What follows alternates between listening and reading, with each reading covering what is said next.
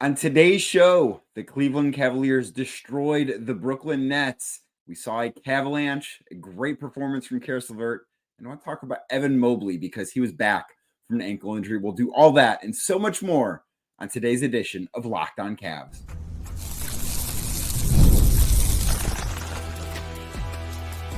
You are Locked On Cavs, your daily Cleveland Cavaliers podcast. Part of the Locked On Podcast Network, your team every day. What's up, everybody? My name's Danny Cunningham. You might know me from my time covering the Cleveland Cavaliers, places like 92.3 The Fan, Cleveland Magazine, my new Substack, The Inside Shot, and a number of other stops along the way. I want to say thank you to you for making Locked On Cavs your first listen today and every day. You can find the show anywhere you get your podcasts, Apple, Spotify, anywhere else. Drop us a 5-star rating. Leave us a nice review. Be a friend. Tell a friend about Locked On Cavs. And if you're watching the show on YouTube right now, do me a favor. Hit that thumbs up button for me. Click subscribe and hit that notification bell so you don't miss the latest Locked On Cavs content. A proud part of the Locked On Podcast Network, your team every day. Today's episode, of course, is sponsored by the College Football Playoff. The College Football Playoff is here, and you don't want to miss a moment of the action. The College Football Playoff, presented by Allstate, begins with 4 first-round games, December 20th and 21st on ESPN, ABC, TNT, and Max. The Cleveland Cavaliers got a big blowout victory over the Brooklyn Nets on Monday night, 130-101 in Brooklyn. We saw a true Cavalanche today in the first quarter. Cavs got off to a slow start. I believe they were down 7-0. I believe they were down at one point 12-5. So they trailed by as many as 7. And then they just absolutely closed out that first quarter on an incredible run. They finished the first quarter on a 32-5 run. So they were down 12-5 and they were winning 37-17 by time the first 12 minutes of this game wrapped up. And I thought that this Cavalanche was super impressive for a number of reasons. Defensively, I thought that's what started it. I thought they forced the Nets into a ton of turnovers on Monday night, particularly early on. There were 2 steals that Donovan Mitchell had early in this game that were really, I thought that those 2 plays, he had one, it was on the right wing, one on the left sideline. Those 2 plays, as you see those happen, those are sort of the steals that, to me, say, okay, when that is going for the Cavs, when they're making those types of plays, that's when they're locked in on the defensive end of the floor. And they were, for the most part in this game, maybe not the third quarter where they gave up 37 points, but for the most part in this game, the Cavs were very locked in defensively. I thought they played with a very high intensity level on that end of the floor. I thought that they communicated very well, and the results showed. And I will talk about the defense a little bit more coming up in segment number 2 today on Locked On Cavs. But what really offensively did it for the Cavs early on was Caris LeVert. And I talked a ton about how much credit Caris LeVert deserves for what he's done this season on yesterday's edition of Locked On Cavs. And LeVert in the first half on Monday night, in his return to Brooklyn, a place he's returned a number of times, but it is where he started his career, had 19 points, made 6 threes, played right around 10 minutes, I believe, maybe a little bit more in the first half. And he was a plus 22. The Cavs outscored Brooklyn by 22 points when he was on the floor in the first half tonight. That was incredible. I got a text from a friend who was at the game in Brooklyn. Texted me and said, Brooklyn had a 14-minute stretch in this game where they outscored Caris LeVert 10-9.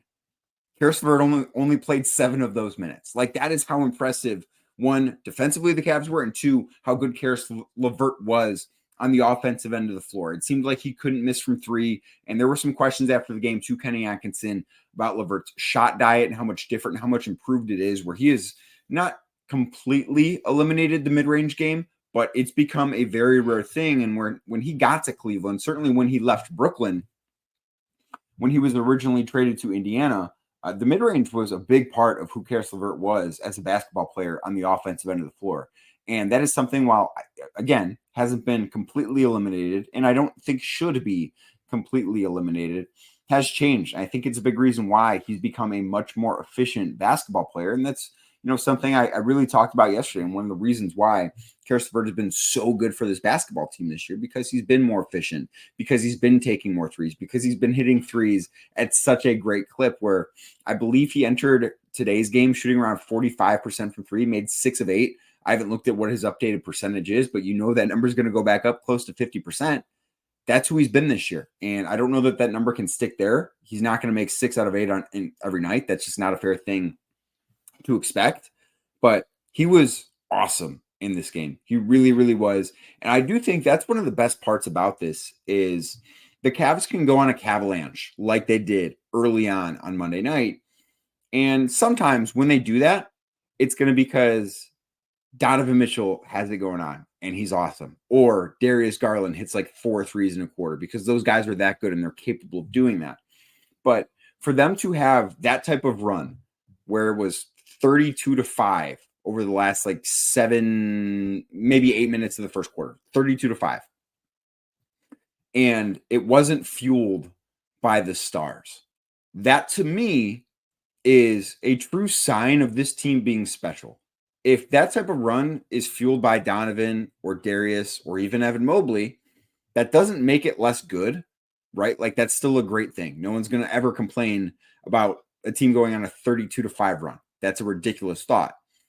But I do think it's more special and speaks to more of the potential of the roster when it can be sparked by somebody like Caris LeVert, who comes off the bench and in the first 7 minutes that he plays is a plus 23. I think that is something that you look at and say, okay, on nights where, and it's not to say, Darius Garland didn't play great. He didn't take a ton of shots. He turned the ball over a few too many times on Monday night. It's not to say he necessarily had a bad game, but was Darius Garland the reason the Cavs won? No. Was Donovan Mitchell the reason the Cavs won on Monday night? Probably not. Donovan played fine, but he wasn't the reason they won. And when your star guards, while frequently are big reasons why the Cavs win, but when they can have nights where they're not the reason that the Cavs win, and even Evan Mobley, who was really great in the second half, wasn't the reason the Cavs won tonight, at least not offensively. That's awesome. Like, that is a sign of a team being a true championship contender, of a team that has excellent depth, because that is who the Cavs are right now. They've got great depth.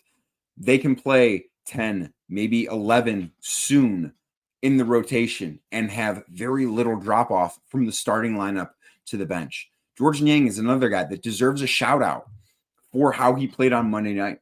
Niang finished 17 points, 7 of 10 shooting. He had 9 rebounds. 4 of them were offensive rebounds. That's an area where the Cavs wanted to improve this year. I don't necessarily know how much they've improved, because they've just shot the ball so well. So they've had fewer chances to collect offensive rebounds. But he was battling for boards on a night when the Cavs won by 30 for the most part. That a guy at Georgia's stage in his career, where he's a veteran, he's been around a long time, in a blowout, if Georges Niang isn't given his all going after offensive rebounds, is it a big deal? No, absolutely not. No one's going to say anything about that. No one's going to bat an eye, because it's not a big deal. But the fact that he's doing those things, I think, does speak to how special this team is, how connected this team is. I think that's a great sign for this team. And I do think that is an area where the Cavs still can improve. I think it's an incredibly nitpicky thing to say they can still improve, but technically they can still improve in that area. And watching George do that, I thought was a real bright spot. He shot the ball well. He was 2 of 5 from 3. He's having a good season for the most part. And I thought that this was one of his better games. And when you're getting that type of performance off of the bench, the way the Cavs consistently are, it's not consistently the same guy. Some nights it's Caris, who has been very consistent for this team, but some nights it's Sam Merrill. Some nights maybe it'll be Dean Wade. Some nights it is Georges Niang. If Isaac Okoro moves to the bench when Max Strus comes back, some nights it's going to be him. Some nights it's been Ty Jerome. The Cavs have gotten bench performances from so many guys. They've won games with depth. And it's hard for me to pinpoint one singular reason why they won this game. If I do, it's probably the defensive end of the floor, which I'll talk about next. But the fact that they've had so many different bench guys, and tonight was Caris LeVert, tonight was Georges Niang, that they've had those guys step up so frequently is the sign to me of a special team. I also want to talk about Evan Mobley a little bit.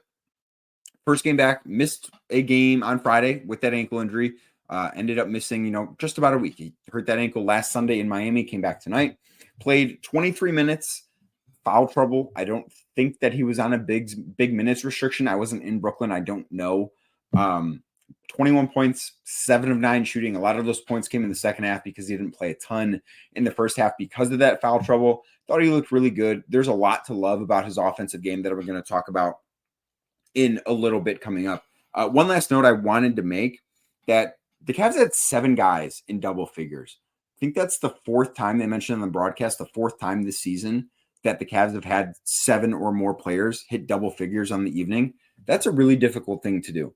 The Cavs scored 130 points, and no one scored more than 21 points.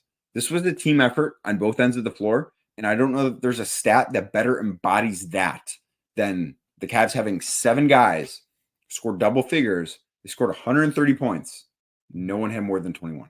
That, I think, is really impressive. That speaks to what a team victory this was. But defensively is where I thought the Cavs really shined. Things have been trending in the right direction there for a few weeks now. I want to talk about the defense on Monday against Brooklyn and the defense overall, just how far it's come since a bad month of November. We'll do that next right here on Locked On Cavs. Today's show is brought to you by FanDuel Sportsbook. FanDuel is, of course, America's #1 sportsbook, and with good reason, because right now, new customers can bet $5 and get $150 in bonus bets if that first $5 bet wins. The FanDuel Sportsbook app gives you everything you need to place live bets on the NFL, which you could have done Monday while watching the Cavs, all in one place. So when you get a hunch in the middle of the game, you can check out the latest stats, view live play-by-play, and so much more on the same page where you place your bets. There were 2 NFL games going on last night. I didn't watch either of them. I was watching the Cavs. I wasn't interested in either of them. But tonight, there is the NBA Cup final game. You're going to see the Milwaukee Bucks take on OKC. OKC favored by 5 points out in Vegas. I like OKC here. I think that the Bucks are a little bit of a paper tiger. I'm not a big believer in Atlanta, who they beat in the last round. They took on a very beat up and injured Orlando Magic in their quarterfinal game. OKC is the real deal. I don't think that the Bucks are. I like OKC. I like OKC minus the 5 points. And if you like OKC minus the 5 points, put $5 on it. If you're a new customer, if that wins, you'll get started with that $150 in bonus bets. So, like I said, head on over to FanDuel.com to join today. That's FanDuel.com to join today. Never waste a hunch and make every moment more with FanDuel, an official sportsbook partner of the NFL. Thank you again for making Locked On Cavs your first listen today and every day. Like I said earlier, you can find the show anywhere you get your podcasts, Apple, Spotify, anywhere else. Drop us a 5-star rating, leave a nice review, be a friend, tell a friend about Locked On Cavs. So defense, I thought, was the biggest story of the night for the Cavs in this one. They really did a great job, I thought, of locking down Brooklyn. Now, that third quarter was bad. They allowed 37 points. I don't think that's something to be concerned about necessarily, just because it's when you have such a big lead, and we saw this in that Warriors game, coincidentally, the night before they played Brooklyn the first time. So think back to that Warriors game where the Cavs were up by 41 at halftime, and that third quarter was awful. They didn't play defense. It's really hard, and I've talked about this a few times. It's hard to fake desperation. And when you're a Nets team that's trailing at halftime, 72-40, I believe it was. So you're down by 32 at halftime. You're going to be a little bit more desperate. You're going to play harder. And the Cavs defense, I don't think, played very hard in the third quarter. I don't think it's a big deal. They were by 32 at halftime. I think it got down to 21, but then the Cavs were able to say, okay, you know what? That's enough of that. We're going to turn the intensity back up. And the Cavs defensively were terrible in November. Talked about it a bunch. Don't need to rehash that. But they were 20th in the NBA in November. Since the calendar flipped from November to December, so the first day of December was that Celtics game at home in which the Cavs won. The Cavs are 4th in the NBA in defense. Their defensive rating is right around 105 in the month of December. That is good enough. That is championship caliber defense. And sure, you can say, well, they played Brooklyn their first game without Dennis Schroeder. They played Washington. They played Charlotte. Sure, all those things are true. But they also played Boston. They also played Denver. They've beaten some good offensive teams with their defense. That Washington game, they won that game because they played good defense. They played terrible. Well, they missed a ton of shots, I should say, offensively. But they've won games with their defense. And with how well they played offensively on Monday night, it's hard for me to say, oh, yeah, they just won this game because of how well they played defensively. No, that wouldn't be true. But the tide really started to turn when they amped up the defensive pressure in that first quarter. So what we've seen lately, and maybe it is because they're starting to get used to switching more frequently than they ever have before. This group, I'm talking like this core under Kenny Atkinson, is switching so much more than they were under JB Bickerstaff. Maybe they're finally getting used to that. Maybe they're just deciding, you know what? November was unacceptable. We need to turn up the notch defensively, and they've done that. They deserve credit for doing that. Beginning with that Boston game, their defensive rating is 105.5. That's fourth in the NBA. They've been really, really good on that end of the floor. It slipped in November, but it's been so much better lately. They deserve credit for turning that around. On Monday night, they held Brooklyn to their fewest points in a first half this season. I don't know if it was half overall, but the fewest points in a first half this season, only 40 points. Defensively, they were everywhere. They were so well connected. They were forcing turnovers. They knew when to be aggressive. They knew when not to gamble. That was a defensive masterclass. And yeah, it's the Nets. I get it. It's not like they did this against the Boston Celtics, but they weren't doing this against teams like Brooklyn in the month of November. They were not playing very good defense for much of that month. So on that end of the floor, I really don't care about the opponent. I think that you need to see the Cavs continue to string these really strong defensive efforts together. I can't wait to see what they look like defensively Friday night against Milwaukee. I don't know what that game's going to look like. I could see a world where the Bucks are coming into that game a bit of an emotional hangover, if you will, after playing in the NBA Cup final on Tuesday night. So maybe that one's going to be one that you have to take with a grain of salt. I don't know. We won't know until Friday. But I'm very excited to see what they look like against teams that have more offensive firepower than the Brooklyn Nets did. But you can only play who you play. And Monday night, the Cavs defensive rating against Brooklyn on Monday, 96.6. That's really, really, really good. I don't care that it's Brooklyn. I don't care that they didn't have a point guard because they just traded Dennis Schroeder yesterday to Golden State. Don't care. They were awesome. It felt like they were suffocating Brooklyn whenever they wanted to. It felt, and I talked about the switch being flipped, if you will, and how that was something that concerned me. This was a night that it felt like, with the exception of that third quarter, the Cavs just had that switch on. They didn't necessarily start all that great. Like the first 3 or 4 minutes weren't awesome, but after that, it was awesome. They turned up the intensity. They started forcing turnovers. In the first half, the Cavs scored 25 points off of 14 turnovers. The Nets scored 40 points total. The Cavs scored 25 off of 14 turnovers in the first 24 minutes of this game. That's an incredible stat defensively. Again, I don't care who the opponent was. It's the effort. It's the execution. It's those things that the Cavs can control. Sure, teams that are better than Brooklyn are going to hit more shots than Brooklyn. That's going to happen. But the Cavs can control a lot of the stuff that works for them defensively just by being in the right place, by communicating as well as it appears they're communicating, by playing at the intensity level that we saw on Monday night. All of those things are very controllable. All of them. Yeah, maybe you're not going to force as many turnovers. Maybe other teams will take care of the basketball a little bit better than Brooklyn did. But defensively, this is where this team needs to play. This caliber of defense is something that is championship worthy. And you know what? I think it still has room to get better. I don't think that, and I'm not saying particularly to Monday night. Like Monday night's defense was awesome. I don't think there should be any complaints, even with the 37-point third quarter they allowed. But when this team gets fully healthy, when Max Strus is back, I do think that the defense should go up another notch. And that's not a slight to Isaac Okoro.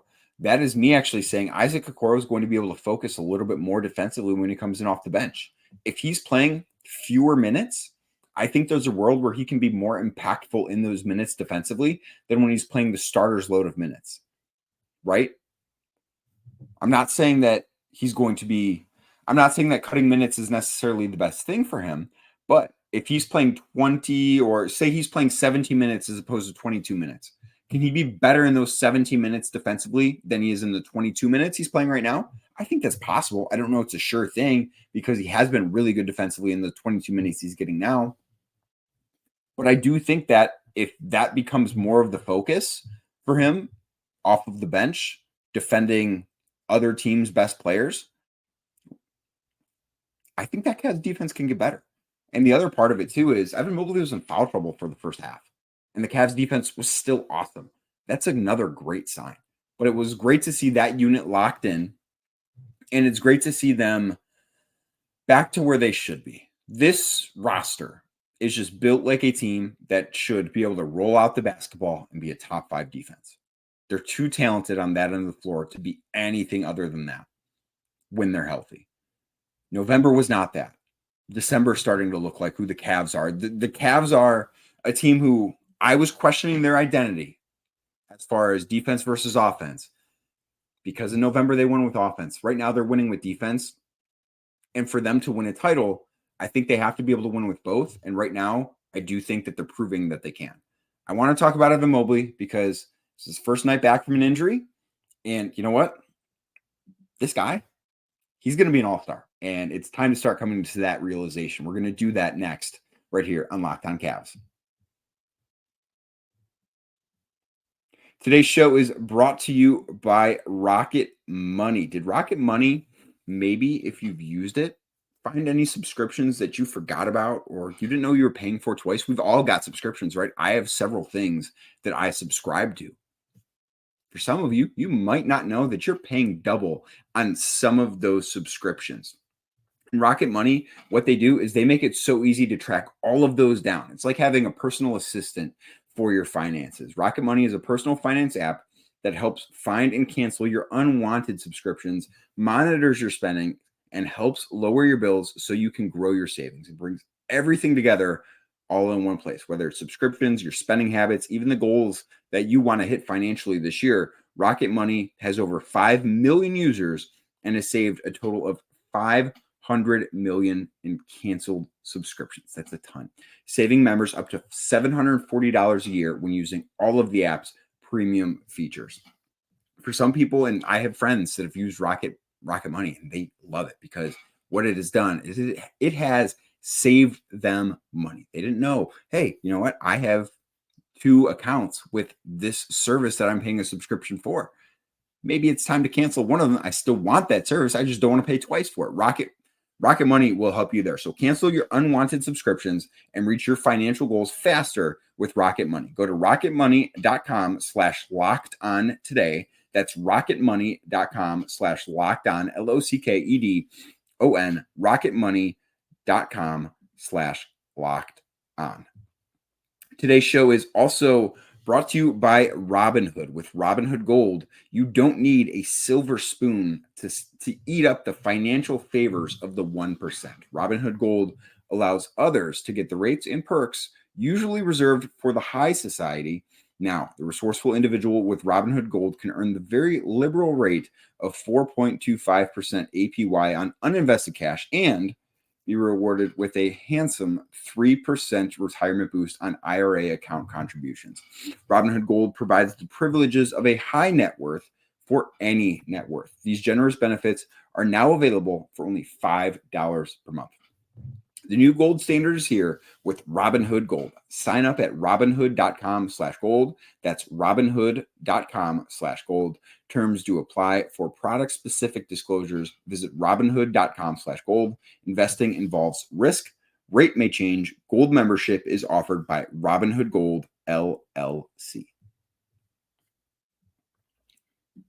Thank you again for making Locked On Cavs your first listen today and every day. If you're watching the video on YouTube, do me a favor right now. Hit that thumbs up button for me. Click subscribe and hit that notification bell so you don't miss the latest Locked On Cavs content. Evan Mobley is going to be an all-star. I firmly believe that. I don't see how, with what he has done so far this season on both ends of the floor, offense and defense, I don't see how he's not part of the all-star team.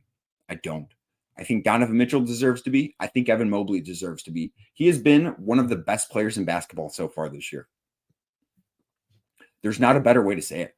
He's been awesome. He's been an all-star, and I think he's somebody too that when the All-NBA voting happens at the end of this year, I think Evan Mobley might not make an All-NBA team, but he's going to get votes. He's been that good. And of course, all of this is presuming he stays healthy, which I don't have doubt that he will. But he's become so tough to guard offensively with what he's been able to do. Like he hit that one turnaround jumper. Just Evan Mobley was not doing that before. He walked into a three-pointer at the top of the key, again, which you saw him do against Charlotte. Evan Mobley was not doing that before. He only played 23 minutes, so I'm not going to necessarily look at the fact that he only took one three-pointer because his minutes were down tonight. But he was 7 of 9 shooting. One of his misses, I thought, was a bad shot. It was like a 20-footer from a little bit beyond the right elbow.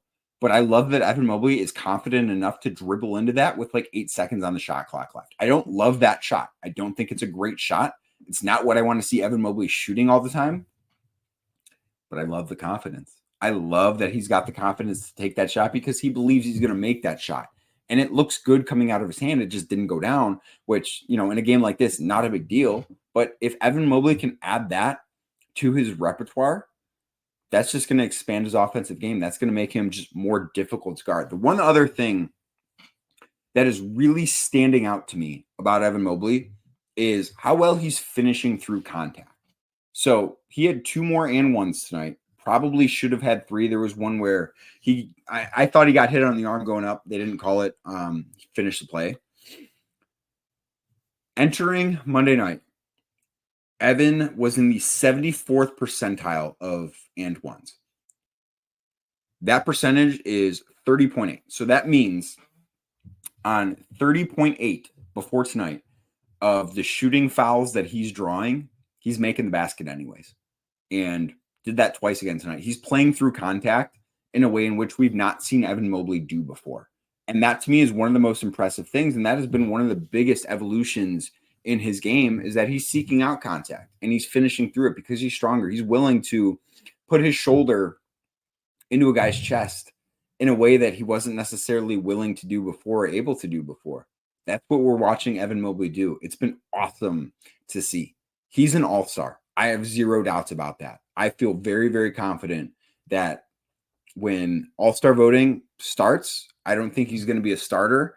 I don't know that he deserves to be a starter, but he's going to be on that all-star team. He absolutely deserves it. The other thing I wanted to mention tonight, man, Donovan Mitchell loves dunking in Barclays Center, doesn't he? So think back a couple of years ago, he had the dunk on Yuta Watanabe in Barclays Center. I think it was one of the best dunks of his career. And Donovan has not been dunking this year. I think he only had 1 dunk on the season heading into tonight, but man, he threw down a thunderous one.